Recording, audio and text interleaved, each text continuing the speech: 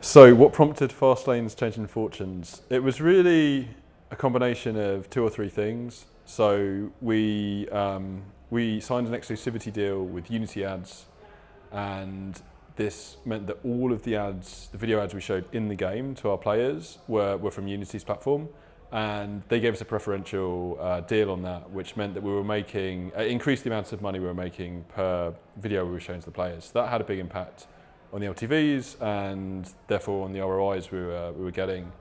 We also increased the frequency which we were showing the ads, which might sound like a thing where, like, if you're a player, you know, oh, now they're showing me loads of ads, but the implementation in the game was actually very elegant, and I think the players actually liked watching the ads in the game because it meant they got really cool rewards. So it was kind of like a win for them, win for us. Like, we showed more ads, they got more stuff, so they were happy. We got to sell more ads, so we were happy, and overall it was kind of good for everyone.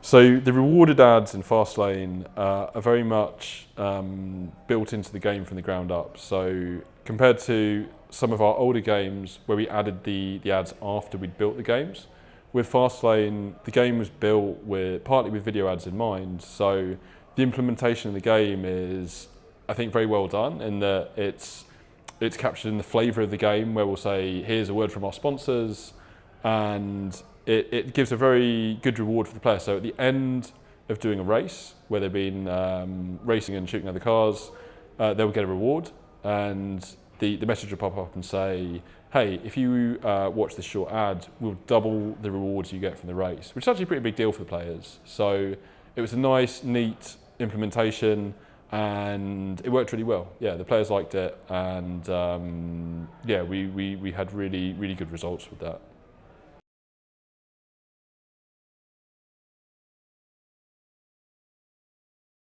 At what point a player is presented with ads? So as I mentioned before, it's typically at the end of a race.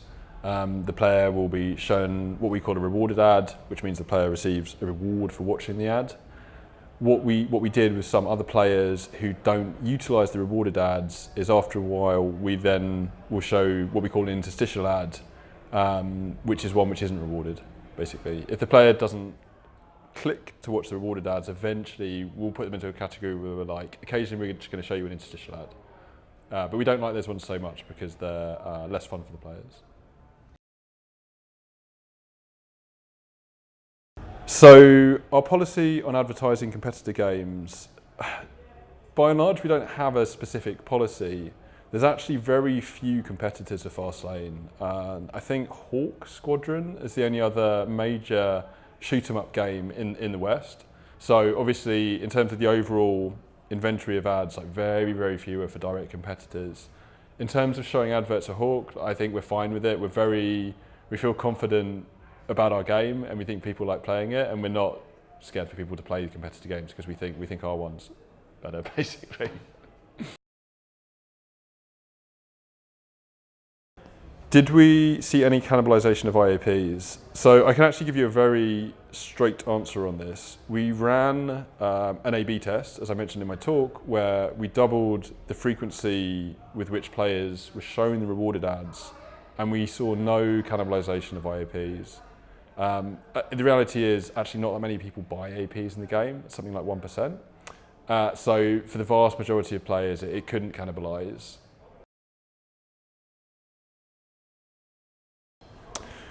So in terms of mechanics that encourage engagement with the ads, again, I'll reiterate what I said before, which is that it's baked into the game. The game was built from the ground up with video ads in mind, and the experience of the player is very enjoyable. They'll finish a race, they're feeling happy because they've done the race, they'll get a good reward at the end of the race, and we'll say to them, hey, if you want to double the reward, so quite a big payoff, if you just watch this short ad. And yeah, we found that players were totally fine with that. You know, a lot of the time they're going to want to break anyway because they've just spent a couple of minutes playing the game anyway. So, in terms of the analytics we use to optimize the video ad strategy in the game, we have obviously analytics telemetry baked into the game, which tells us when players are watching the ads.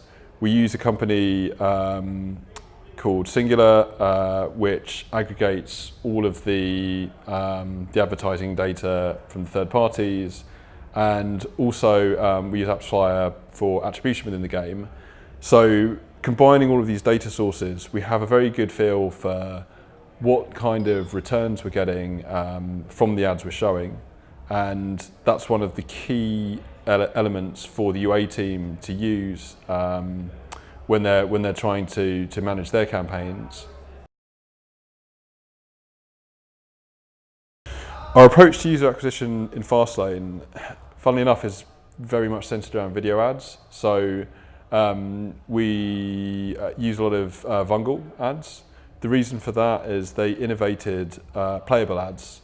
So at the end of 2017, we started experimenting with these where a player would be watching a regular ad on Facebook, and halfway through the ad it would say, hey, do you want to try the game out?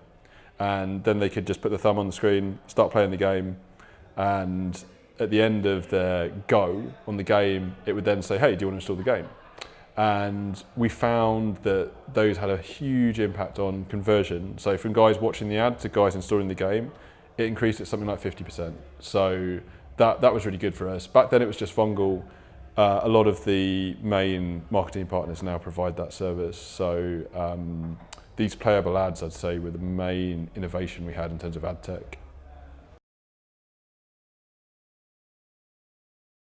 So business development affecting the success of Fastlane was very much centered around the deal we struck with Unity. So the deal was pretty simple.